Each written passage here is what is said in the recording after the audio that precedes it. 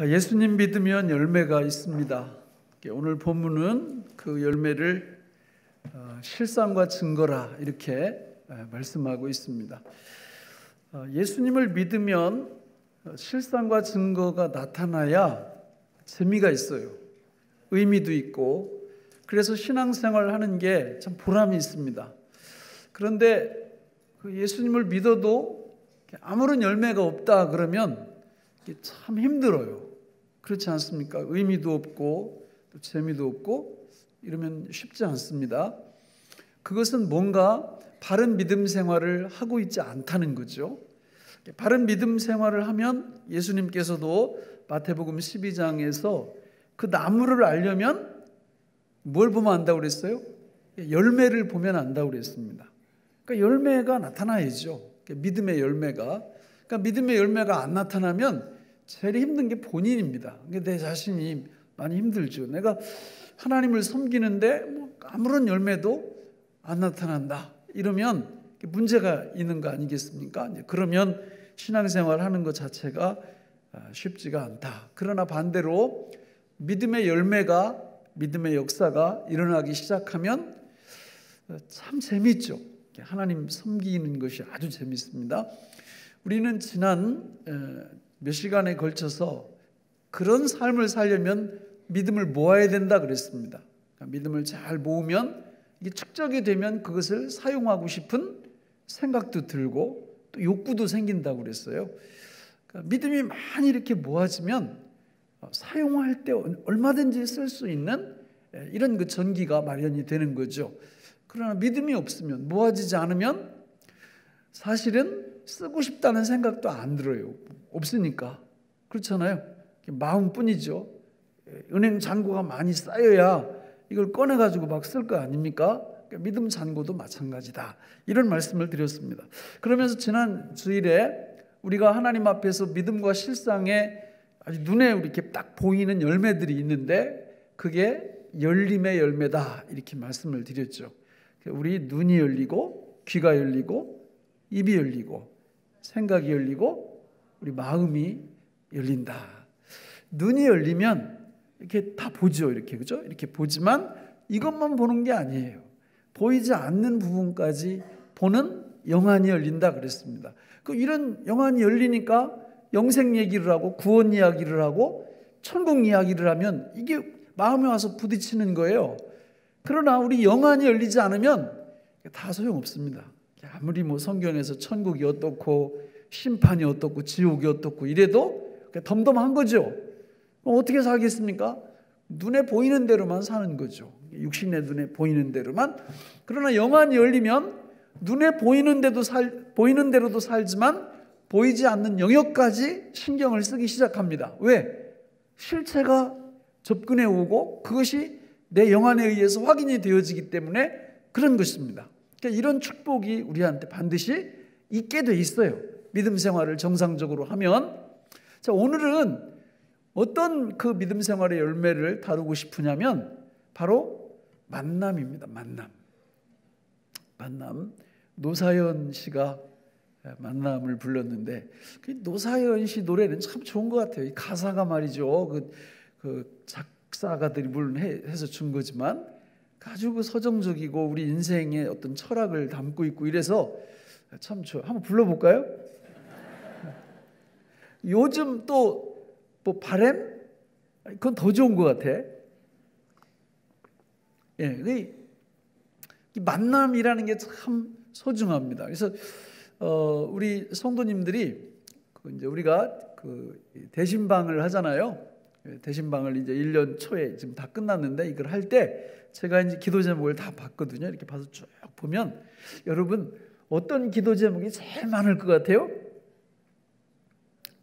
답을 다 가르쳐 줬는데도 그렇게 고민을 하시면 안 되는데 만남입니다. 만남. 이게 성도님들 기도 제목을 제가 이렇게 보면 굉장히 신경 쓰는 부분이 만남이에요. 만남. 우리 자녀들 학교 진학하면 좋은 친구, 좋은 선생님, 이게 만남에 대해서 기도 제목들이 많아요. 굉장히 잘 보신 거죠. 그 만남의 축복이 소중하다라는 것을 이제 아니까 그런 제목을 거기다 쓴 거예요. 우리가 사업 같은 거 할 때도 결국은 그 사업이 잘 되냐 못 되느냐는 좋은 만남이 결정해요. 대부분 보면 그 피해가질 않습니다. 그래서 우리 인생사 속에서 믿음 생활을 정상적으로 잘할 때 하나님이 만남의 축복을 주시는데, 그 만남의 축복을 받기 전에 근본적인 만남이 있습니다. 누구와의 만남일까요?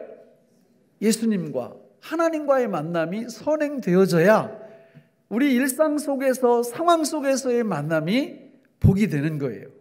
하나님과의 만남이 안 되면 뒤에 만남은 그 볼 필요도 없어요. 뭐 아무리 돈 많이 벌고 아무리 권력을 잡고 아무리 이래도 저 끝에 가면 아주 안 좋아요. 그러니까 가장 인생의 중요한 만남이 뭐냐? 하나님과의 만남이에요. 예수님과의 만남입니다. 그러니까 예수님과의 만남이 딱 이루어지면 그 사람들을 일컬어서 뭐라고 부르느냐면 성도, 신자, 크리스찬 이렇게 부르는 겁니다. 그래서 이 땅 위에 딱 나누면 하나님과의 만남을 경험한 사람, 경험하지 못한 사람 이렇게 나눕니다.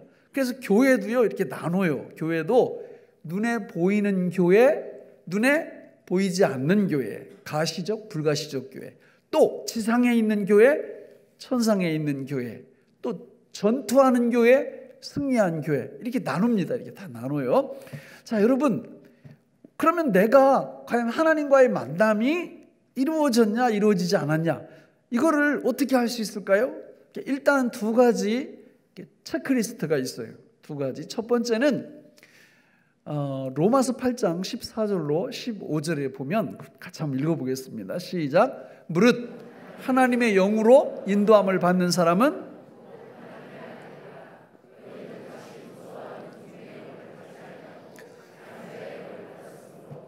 우리가 아빠, 아버지라고 부르짖느니라. 자, 여러분 저기 보시면 성령을 받아야 그게 하나님과의 만남이다 이렇게 얘기를 하는 거예요. 성령이 누구시냐? 무슨 영이라고 저기 써 있어요. 15절에 양자의 영. 저걸 해석하면 우리를 양자 만들어 주시는 영, 그런 뜻이에요. 그러니까 성령이 우리한테 오시면 우리가 하나님을 누구라고 불러요? 아버지라고 부르는데 이상하지가 않아요. 보이지도 않는 하나님을 어떻게 아버지라고 부를 수가 있을까? 그것은 성령님이 우리 안에 오셨다라는 증거입니다. 성령님이 오시지 않으면 절대 아버지라고 부를 수가 없어요. 두 번째는 고린도전서 12장 3절에 보면 이렇게 말씀하죠. 자, 같이 읽어보겠습니다. 시작. 그러므로 내가 너희에게 알리노니 하나님의 영으로 말하는 자는 누구든지 예수를 저주 아니하고 또 성령으로 아니하고는 누구든지 예수를 주시라 할 수 없느니라. 그러니까 성령님이 우리 안에 오시면, 하나님과의 만남이 딱 이루어지면 예수님을 뭐라고 부른다고요? 저주할 자라고 부르지 않고 주라고. 그러니까 예수님을 주님이라고 안 부르는 사람들은 다 예수님을 누구라고 부르는 거예요? 저주할 자라고 부르는. 아니, 나 그렇게 부른 적 없는데. 아무리 그래도 그렇게 부르지 않는 사람은 반드시 예수님을 주님이라고 부릅니다. 주님이라고. 요즘 신학자들이요, 이게 주님 이 말이 너무 이렇게 피상적이라 이래가지고 성경 번역되면 저 말을 바꿔야 된다고 자꾸 주장을 해요. 뭐라고 바꿔야 되느냐면 주인님 이렇게 바꿔야 된다는 거예요. 주인님 이렇게 불러야 된다는 거죠. 하도 사람들이 말로만 주님 해놓고 실제적으로는 자기가 다 주인 돼서 하니까 그러면 안 되고 아예 예수님을 뭐라고 부르자? 주인님 이렇게 부르자라는 거죠. 그럼 우리는 누구예요? 우리는 종이죠. 예수님을 주인님 이렇게 부른다라는 건 성령님이 우리 안에 오셨다는 얘기고, 우리가 하나님과 만났다는 얘기고, 또 우리가 종으로 살아간다는 그런 뜻입니다. 그래서 이게 객관적인 점검 리스트예요. 두 가지가. 하나님을 누구라고 부르고 아버지, 예수님을 주님 이렇게 부르는 게 확실하면 일단 하나님과 만났다 이렇게 보셔도 돼요. 그런데 이 두 가지가 완벽하진 않아요. 완벽하진 않아. 교회를 하도 오래 다니다 보니까 옆에서 다 하나님을 아버지래. 그래서 이걸 자꾸 듣다 보니까 어느 날 나도 그냥 아버지라고 하는데 어색하지 않은 거예요. 백화점 가면은 직원들이 아이고 아버님 뭐 이게 내가 무슨 당신 아버지야 이렇게 아이고 어머님 이렇게 이리 와 보세요. 내가 무슨 어머니야. 그러니까 부침성이 있는 그런 직원들이 그렇게 아버지도 아니고 어머니도 아닌데 아버지 어머니를 이렇게 부르듯 교회도 그냥 가정의 평화를 위해서 오래 다니다 보니까 그냥 아버지 뭐 주님 이런 말이 그냥 자연스러워졌을 수 있다 그 말이죠. 예? 그러면 좀 정확히 판별할 수 있는 점검 목록이 있을까? 있습니다. 그게 뭐냐면 믿음 생활이에요. 믿음 생활은 이거는 진짜 가짜를 확 드러낼 수 있거든요. 내가 하나님과의 만남을 통해서 내 생명이 거듭남의 축복을 받고 나면 믿음을 모으기 시작해요. 그리고 그 믿음을 내 삶 속에서 실제로 사용하기 시작합니다. 기도를 통해서 예수님과 함께 사용하고 성령님과 함께 될 믿음을 사용하기 시작하면 믿음의 역사가 일어나고 믿음의 열매가 나타나요. 그래서 우리의 눈이 열리고 귀가 열리고 입이 열리고 생각이 열리고 마음이 열리는 이런 복이 막 임합니다. 뿐만 아니라 하나님께서 만남이라는 이 과정을 통해서 우리의 삶을 실제로 축복하기 시작하십니다. 그리고 그게 보여요. 축복, 하나님이 만남의 과정을 통해서 축복하시는 게. 그래서 그거를 이렇게 분석을 해보면 뭐 여러 가지가 있겠죠. 그런데 한 4가지 정도로 이렇게 하나님이 무엇을 만나게 하시냐 보니까 첫 번째는 장소의 만남을 통해서 우리를 축복하시고, 두 번째는 방법의 만남을 통해서 우리를 축복하시고, 세 번째는 시간의 만남을 통해서 우리를 축복하시고, 마지막 4번째는 사람의 만남을 통해서 축복하세요. 여러분들이 앞으로 성경을 딱 읽으실 때 인물이 나오면, 사람이 나오면 이 4가지를 이렇게 머릿속에 놓고 하나님이 어떻게 장소, 방법, 시간, 사람 이런 만남을 통해서 복을 주시는지, 또 왜 이 4가지 만남을 통해서 망하게 하시는지 이걸 보셔야 돼요. 망하는 사람은 이 4가지 때문에, 이 만남 때문에 망해요. 망해도 흥하는 사람은 역시 만남 때문에 흥하고, 우리가 정상적인 믿음 생활을 하면 하나님이 이 만남의 축복을 통해서 우리한테 흥하게 하십니다. 믿습니까? 저는 우리 교회에 나오는 모든 분들이 망하는 만남이 아니라 흥하는 만남의 주인공들이 되시기를 바랍니다. 그럼 몇 사람 예를 한번 들어볼게요. 흥하는 만남. 여러분 요셉 아시죠? 요셉은 누구 아들이에요? 야곱의 아들입니다. 야곱의 11번째 아들인데, 요셉이 그 아버지 집에서 아버지한테 아주 분에 넘치는 사랑을 받아요. 편애를 하신 거죠. 그러니까 나머지 형제들은 어떻게 했어요? 뚜껑 열리는 거죠. 그러니까 아니 뭐 다 같은 자식인데 왜 그 편애를 하는 겁니까? 이제 그런 상황이 쭉 되면서 들판에서 양치는 일은 나머지 아들들이 하고, 요셉은 집에서 그냥 맛있는 거 먹고 아버지하고 맨날 놀고 먹고, 이러니까 화가 많이 났겠죠, 다른 형들이. 근데 이제 어느 날 들판에서 양치고 있는 형들한테 심부름을 시킨 겁니다, 요셉을. 그래서 요셉이 심부름을 갔는데 형들이 어떻게 해버려요? 인신매매 해버립니다. 노예 상인에 그냥 원래 죽이려고 하다가 노예 상인에게 돈 받고 팔아버려요. 그래서 요셉이 애굽으로 팔려가서 보디발에게 또 팔리고, 그리고 감옥에 갇히고, 거기서 여러 사람들을 만나고 나중에 뭐가 돼요? 애굽의 총리가 되는 거예요. 근데 이제 요 스토리를 놓고 4가지를 딱 적용을 시켜보면 이 기가 막히게 맞아 떨어진다는 거죠. 장소, 아버지 집, 그리고 들판, 그리고 애굽으로 팔려가고, 그 장소의 모든 것들이 쭉 진행이 되는데, 여러분 우리가 경제를 조금 이렇게 공부하다 보면 그 경제의 어떤 환율이나 또 물가나 이런 거를 뭐 사람들이 열심히 조정도 하고 이렇게 하지만 가장 중요한 요소 중에 하나가 무슨 손을 얘기해요?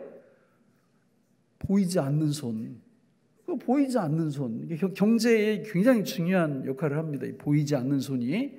근데 지금 이게 장소를 쭉 정하는데 요거를 요셉이 지금 알아요, 몰라요? 하나님이 이 장소를 주관하신다는 것을 몰라요. 모릅니다, 이게. 잘 몰라요. 모르는데 그냥 끌려가는 거죠. 이렇게 쭉 끌려가는데 사실은 나중에 보니까 보이지 않는 하나님의 손이 계속 그걸 조정하고 계시잖아요.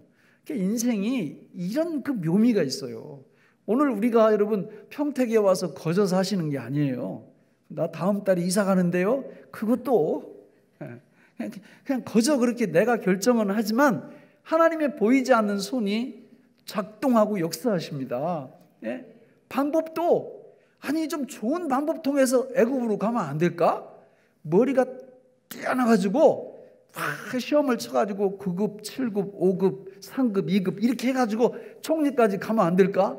그게 아니고 방법도 인신매매 당하고 죄수의 몸으로 감옥에 갇히고 이러면서 그 하나님의 방법대로 이끌고 가시는 걸 볼 수 있어요. 시간도 마찬가지입니다. 요셉의 나이가 20대 정도예요. 20대. 여러분 아니 10년 가까이 그 고생을 시키실 필요가 있을까? 우리 같으면 그 시간을 그렇게 하실 필요가 있을까요? 하나님께서 보실 때는 필요한 거예요. 왜? 그래야 나중에 총리가 됐을 때 그 통치하고 이끄는 리더십을 갖춰 줄 수가 있는 거예요. 그래서 하나님이 그렇게 시간을 조정하시는 겁니다. 사람과의 만남도 마찬가지죠. 처음에 아버지와의 만남, 형제들과의 만남, 갈등, 그리고 인신매매, 보디발의 집으로 팔리고 거기서 감옥에 또 들어가고 거기서 누구를 만나요? 높은 고위 그 공직자들을 2명이나 만나고 그게 계기가 되어서 결국은 바로 왕을 만나잖아요. 이 만남도 요셉이 예측할 수 있는 걸까요? 불가능합니다. 예측 못해요. 누구를 만날지 몰라요. 보이지 않는 손 누가 다 조정하고 계세요? 하나님이 다 조정하고 계십니다. 만약에 요셉이 진짜 그 바로 왕을 좀 이렇게 뵙고 싶어가지고 방법이 공무원 시험 통해서 열심히 공부해서 계속 올라가가지고 차관되고 장관되고 평생 가도 못 만났을 거예요. 근데 하나님이 그냥 단번에 만나게 하셔서 뭐가 되게 하세요? 총리가 되게 하십니다. 여러분 이 그림이 모든 성도의 그림인 줄 아십니까? 이 땅 위에서 우리가 살다가 딱 총리가 되는 날이 곧 와요. 예? 곧 온다고요. 우리 그림이에요. 우리 그림. 이게 영안이 열리면 이런 게 보이는 거예요. 그럼 뭐 요셉만 그런가? 아니에요. 성경에 사람들이 거의 다 그렇다니까요. 모세 볼까요? 모세. 모세는 언제 태어나요? 무슨 상황 속에 태어나요? 모세는 태어나자마자 사형 선고를 받아요. 뭔 얘기인지 아시죠? 아니 그 종살이 하는데 남자들 태어나면 강에다 던져 죽이고 여자들만 살려주라 이렇게 말한 겁니다.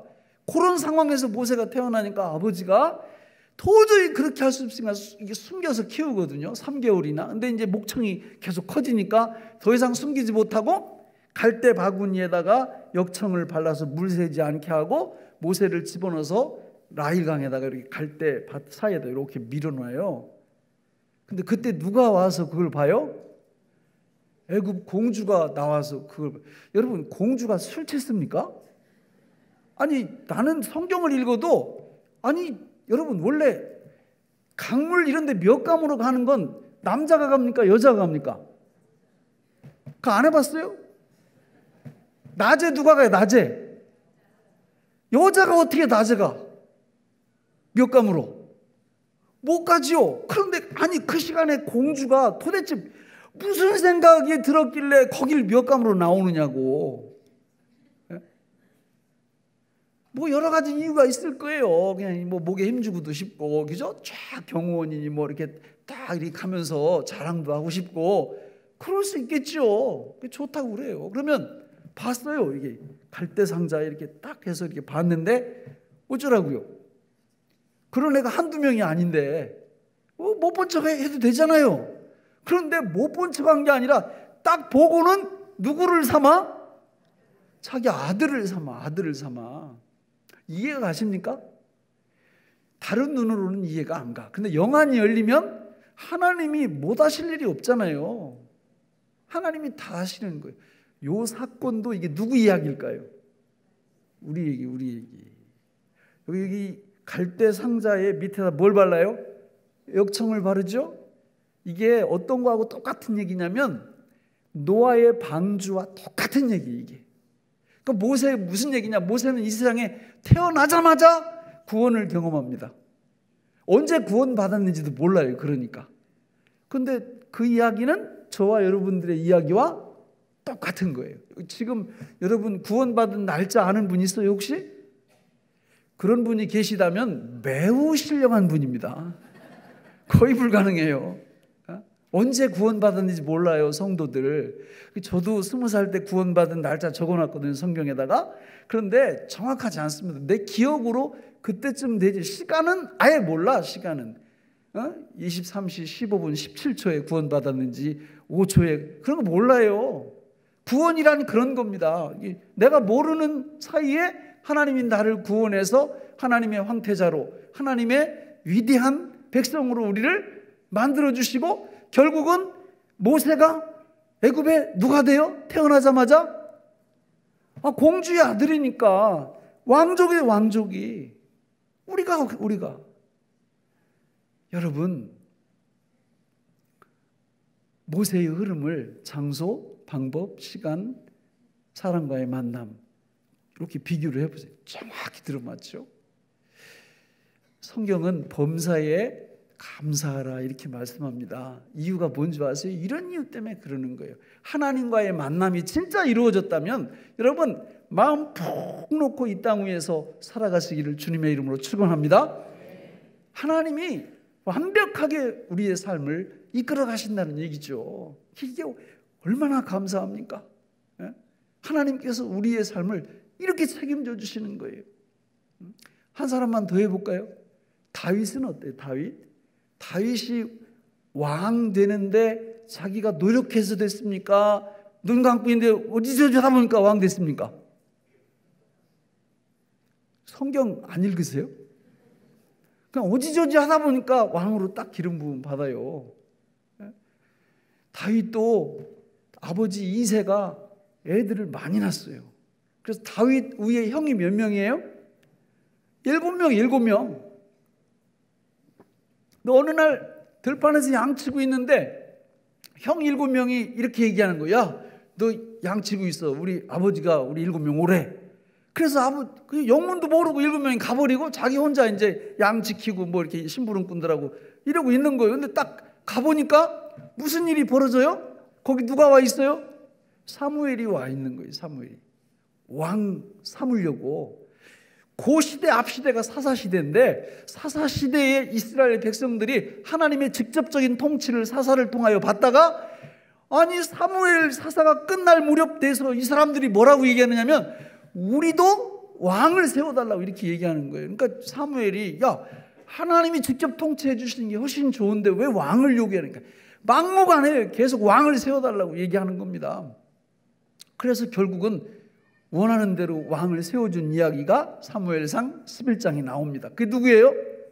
사울입니다. 그러나 사무엘상 13장 15장에 보면 블레셋과 전쟁이 딱 붙었는데 사무엘이 제사를 드리려고 안 오니까 사울랑 자기가 그냥 확 제사를 드려버려요. 그러니까 하나님이 실격이다 실격. 왕 다시 뽑아야 돼. 그런데 사무엘상 15장에서 결정적인 사건이 벌어지죠. 아말렉과 전쟁이 붙었는데 하나님이 전쟁해서 모든 걸 다 진멸시켜라 이렇게 말씀을 했는데 사울이 어떻게 합니까? 좋은 것들을 다 살려놓은 거예요. 그러니까 야 빨리 두 번째 왕 가서 기름 부어. 두 번째 왕이 어디 있느냐면 예루살렘에 가면 이새라는 사람이 있고 그 아들 중에서 하나를 세울 거다. 그래서 사무엘을 하나님이 보내셨고 7명의 아들이 딱 왔는데 첫 번째 아들 엘리압이 딱 들어오니까 사무엘 마음에 바로 이 사람이다. 너무 잘생겼거든요. 이렇게 막 키도 1m 85 이렇게 넘고 막 얼굴도 이목구비가 뚜렷하고 그러니까 하려고 그랬더니 나는 여기가 참 마음에 들어. 하나님이 뭐라고 하셨느냐면 사람은 외모를 보거니와 나 여호와는 중심을 보느니라. 이러니까 키가 작아도 걱정할 게 없다. 예, 없다. 하나님 앞에 뭐만 바로 서면 된다? 중심만 바로 서면 된다. 7명이 다 태자 맞았어요. 그래가지고 7명이 다시 들판으로 가서 다윗한테 이제 7명 다 됐는데도 안 나오니까 사무엘이 물어봐요, 이새한테. 이게 아들 다냐 그랬더니 아니래요. 들판에 하나 양 지키느라고 8번째가 남았다 그러니까 걔 불러오라고. 그래서 7명 형들이 가고 이제 그 다윗이 딱 오니까 하나님이 야, 저 사람이야, 쟤야, 쟤. 빨리 기름 부어. 그래서 기름을 부었단 말이죠. 그래서 왕으로 딱 세웠는데 그때 나이가 역시 20대 정도. 여러분, 여기 장소, 방법, 시간, 사람, 만남에 대해서 적용해 보세요. 장소, 들판, 양치는 거기에서 일이 벌어져요. 그렇죠? 방법, 형들이 먼저 다 가서 퇴짜 맞고, 아니 처음부터 다윗을 콕 찍으면 안 될까요? 안 됩니다. 하나님의 방법은 그런 게 아니에요. 무슨 말씀을 꼭 해주셔야 돼요? 사람은 외모를 나 여호와는 중심을, 이 말씀을 꼭 해주시려고 그 7명을 부른 거예요. 그리고 시간을 보세요. 아니 30살에 다윗이 30살에 왕이 되거든요. 그럼 30살에 부르시면 안 될까? 안 됩니다. 요셉과 같이 그 안 돼요. 20살에 불러서 10여 년 동안 무슨 수업을 받아야 돼요? 황제, 왕의 수업을 받아야 돼요. 하나님께서 오늘 저와 여러분들을 예수 믿자마자 소천 안 시키는 이유가 뭐예요? 황태자로 훈련시키는 거예요. 이 다음에 주님과 더불어 영원토록 왕노릇 하려면 예수님을 닮아가야 됩니다. 이 땅 위에서 훈련받아야 돼, 훈련. 그래서 안 가는 거예요. 안 데려가시는 거예요. 그것만 되면 사도 바울이 뭐라고 얘기했습니까? 나는 이 땅에 있는 것보다 빨리 천국 가는 게 낫다. 이렇게 얘기를 한 거죠. 그러니까 아이고 살아도 여기서 하루라도 더 살아야 이런 분들은 따라서 합니다. 아직 멀었다. 아직 왜 사는지를 잘 모르는 거죠. 그런데 하나님이 이런 만남의 축복을 통해서 여러분 다윗도 그렇잖아요. 사무엘 선지자하고 다윗 그 들판에 양치는 다윗이 이렇게 만날 수 있는 확률, 만약에 막 자기 PR을 하고 노력을 하고 또 사람들 막 선을 대고 이래서 사무엘 선지자를 만난다면 평생 가도 못 만날 수 있어요. 그렇잖아요. 근데 하나님이 그냥 한 번에 만나게, 한 번에. 이런 역사가 오늘 하나님과의 만남을 통과한 저와 여러분들에게 일어나고 있음을 믿으시기 바랍니다. 범사에 감사하세요. 범사에 마음 푹 놓고 사셔도 됩니다. 단 무슨 생활 하셔야 된다? 믿음 생활. 자, 이제 두 번째로 축복의 만남만 있는 게 아니에요. 축복의 만남을 하고 가다가 미끄러지는 경우가 성경에 너무 많이 나와. 내가 판단하고 선택해야 될 때 바른 판단, 바른 선택을 못해서 아주 낭패당하는 일들이 또 많이 나옵니다. 그러니까 우리가 정상적으로 믿음 생활을 하면 하나님이 믿음의 실상과 증거를 통해서 눈, 귀, 입, 생각, 마음 이걸 열어주시면 바른 판단, 바른 선택을 할 수가 있는데 믿음 생활을 안 하는 거예요. 교회는 다니는데 믿음을 모으지도 않고 믿음을 사용도 안 하니까 판단력이 흐려지고 눈이 잘 안 보이고 귀가 잘 안 들리고 이래서 중요한 선택의 순간에 실수하는 겁니다. 그래서 성경은 늘 깨어 있으라고 그러는 거예요. 자, 예를 한번 들어볼까요?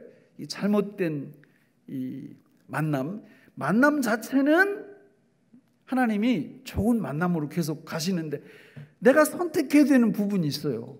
그런 부분에서 실수를 범하는 거죠. 이스라엘의 네 번째 왕 이름이 누굽니까? 첫째는 누구예요? 사울. 두 번째는 다윗. 세 번째는 솔로몬. 솔로몬의 뒤를 이어서 왕된 사람이 누구예요? 솔로몬의 아들 르호보암이에요. 르호보암. 이 네 번째 르호보암 왕이 딱 됐을 때 백성들이 몰려왔어요. 몰려와서 이렇게 말합니다. 아버지 왕이었던 솔로몬은 전반기에는 통치를 너무 잘했습니다. 근데 후반기에 완전히 엉망이었죠. 진짜 엉망이었어요, 솔로몬이 후반기 통치에. 그래서 이 백성들이 와서 이렇게 얘기하는 거예요. 폐하, 선친께서, 솔로몬 왕께서 너무 통치를 잘못하셨습니다. 우리한테 세금도 너무 많이 좀 걷어가고 있고요, 우리한테 부역도 너무 많이 시키고 있습니다. 원하기는 부역을 좀 줄여주세요. 세금도 좀 줄여주세요. 우리가 좀 숨 좀 쉬고 좀 잘 살 수 있도록 해주세요. 이렇게 이제 요구를 했어요. 그랬더니 르호보암 왕이 이렇게 얘기합니다. 3일 나한테 말미를 주세요. 3일 후에 다시 오시면 내가 답변을 해드리겠습니다. 이렇게 얘기하고 돌려보내고 두 부류의 사람들과 만납니다. 첫 부류는 나이가 많이 든 신하들, 또 한 부류는 자기와 같은 동료들, 이런 사람들, 그 현사들, 책사들을 만나는데, 나이 많이 드신 분들은 뭐라고 조언을 해주느냐면 백성들의 말이 맞습니다. 저 말 들어야 됩니다. 그래야 복을 받습니다. 이렇게 얘기를 해줬는데, 요 친구 책사들은 뭐라고 얘기를 해줘요? 그 바보 같은 짓입니다. 백성은요, 우리나라도 그런 거 있잖아요. 무하고 뭐는 이거 해야 맛이라고, 뭐 이런 식으로 조언을 해준 거예요. 그러니까 아버지가 100원 걷었으면 폐하께서는 200원 걷어야 되고, 한 달에 보름을 일시켰으면 폐하께서는 20일을, 이런 식으로 조언을 해줬는데, 르호보암이 어떤 선택을 해요? 후자. 자기 친구들 조언을, 그 만남에서 얻은 지식을 갖고 3일 후에 백성들이 찾아왔을 때 그렇게 얘기를 합니다. 어떻게 됐어요? 나라가 우리나라처럼 남한, 북한, 남쪽, 북쪽으로 분리가 되는 끔찍한 일이 그래서 벌어지는 겁니다.